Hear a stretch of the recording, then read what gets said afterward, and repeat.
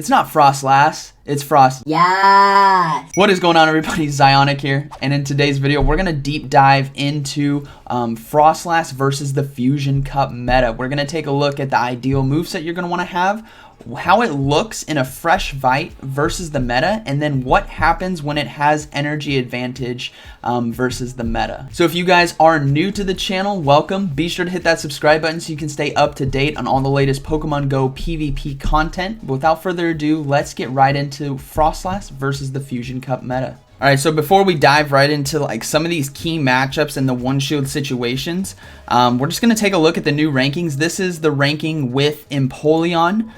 Just because I think as time goes on, you know, next weekend Empoleon's going to be out, so this is how the meta will kind of shake up. Froslass is number 2 now, guys. So there has been, if you haven't been seeing the meta rankings, it's been dancing around a lot, but Froslass now is up here.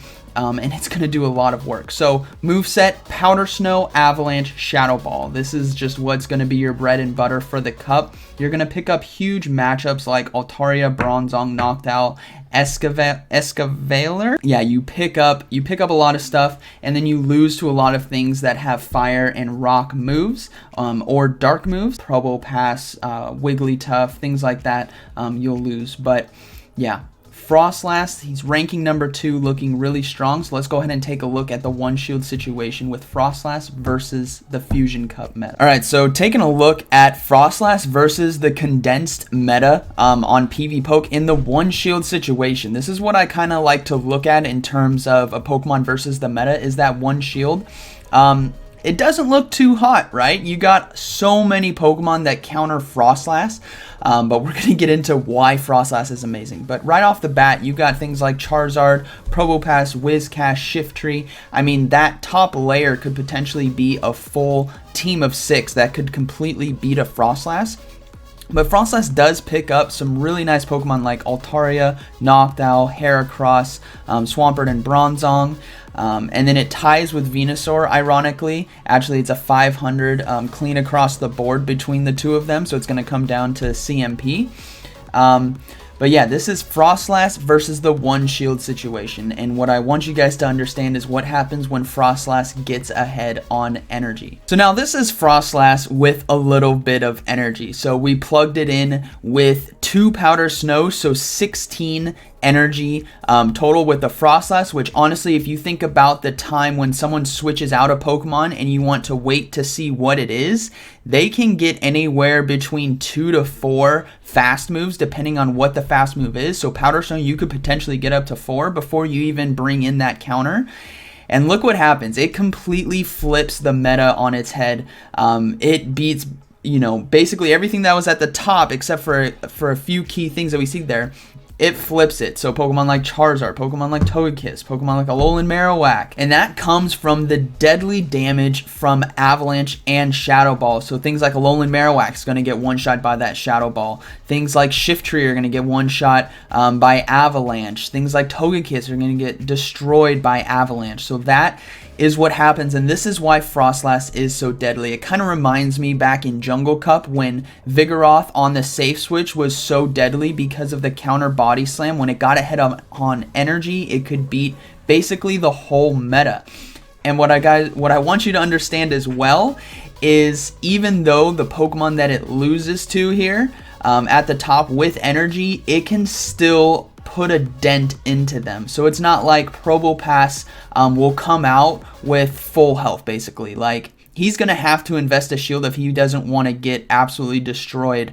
But then that's also a great thing as well. If you're using it as a counter, it allows you to be at low health versus the next Pokemon that comes in, so they can't, you know, farm you down for a lot of energy. So you guys saw the image there, but what I want you guys to look at is how we find this information. So we're in the Froslass versus a multi-battle, and you guys could do it versus Fusion Cup, but what we're doing is custom, and then from custom, you can choose, actually here I'll show you, we'll go Fusion. If we go custom, then we can set it as, down here, we can set it as the Fusion Cup meta. So the dense meta, which is going to be 22 of the Pokemon, which you guys saw on screen. And what we're going to do is we sim it versus the meta here. So if we get, there we go.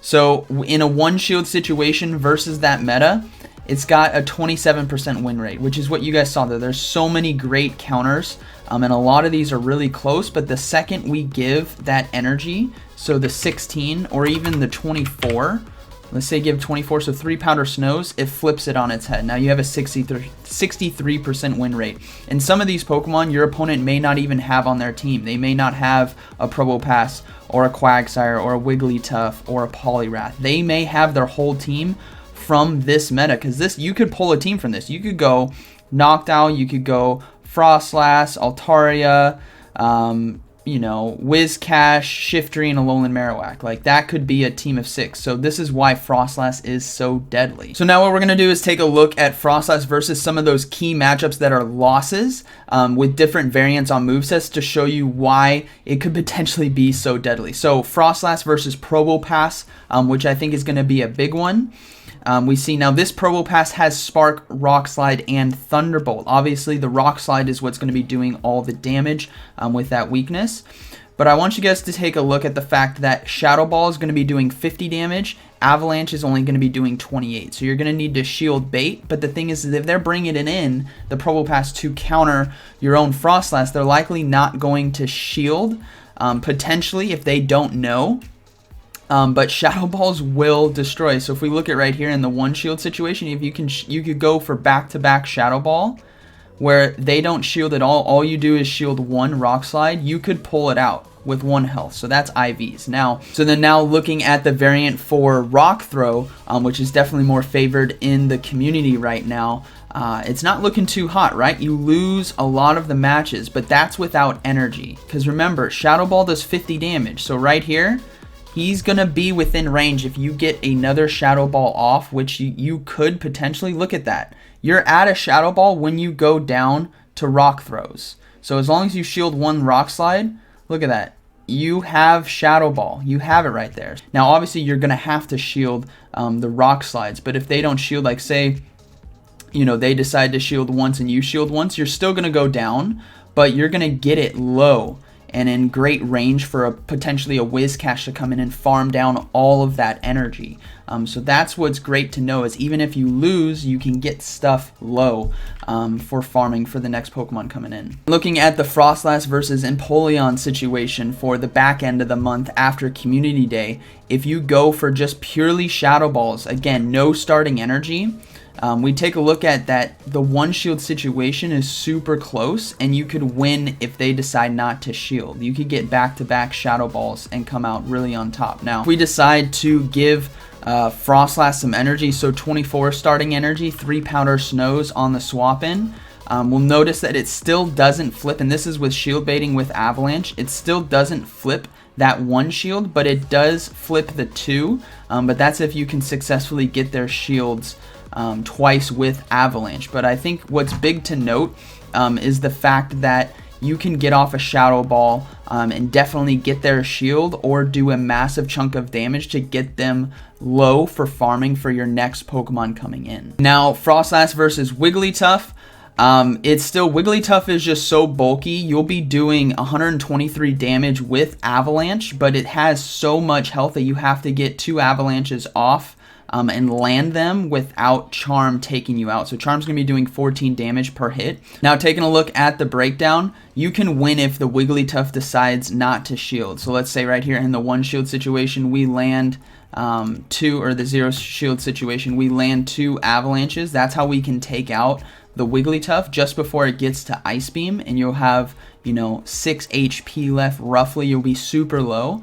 But if we take a look at starting maybe with 24, so 3-powder snows, it's still not going to flip that 1 shield situation just because of the bulk. You're just going to have more health on the back end if they decide not to shield, which is still huge. You can still do a ton of damage, especially if you go into the 1 shield situation. You can still get the Wigglytuff relatively low, but they will be loaded on energy, so you have to be wary of that when coming in with the next Pokemon. So let's take a look at some of the matches that are definitely positive for us now. So an example would be Froslass versus Charizard. Charizard with that Fire Spin going to be destroying Froslass, as we see here from the sim. Avalanche going to be doing 82 damage, Shadow Ball 91, so Avalanche still more energy efficient. and versus Charizard, it's going to do a lot of damage. But looking at this, it's pretty bad in that one shield situation because he can just go for back-to-back Dragon Claws, still get your shield, and still take you out on top of the Fire Spin damage. But what happens when you get energy advantage? So let's say we get 3 Powder Snows before the Charizard comes in. Bruh. You completely flip the one shield situation. It goes from being absolutely destroyed to absolutely decimating that Charizard. And this is why it starts to get so deadly. Now, another example would be Froslass versus Alolan Marowak. Now, Alolan Marowaks in this cup tend to be having Fire Spin more than Hex because of all the Ice, Grass, and Steel type Pokemon that are in this cup. So do note that in the Zero Shield situation, you are going to beat that Alolan Marowak to a Shadow Ball before they can get to a Shadow Ball. Shadow Ball is going to be doing 107 damage, which is basically like 90% of Alolan Marowak's health. So in tandem with Powder Snow damage, you can basically take it out, especially with IVs. If they, he survives with 4 HP right there. Little different IVs, and that's then becomes like the one shot basically. But taking a look at the one shield situation, it looks pretty bad, especially the fact that he can just go for Bone Clubs potentially and just take you out because of the Fire Spin damage. But if we were to give ourselves maybe 3 Powder Snows again, I'm just going to go for straight Shadow Ball. Do we win? Yeah. You still win on energy advantage, so you can still put huge pressure out on them, especially if they think you're going to be shield baiting. You don't have to in the one shield situation versus an Alolan Marowak, because with that extra energy on the safe switch, just 2 Powder Snows, it just gets worse. Like imagine if we had, the 40 energy, maybe they didn't switch quick at all, we have tons of energy.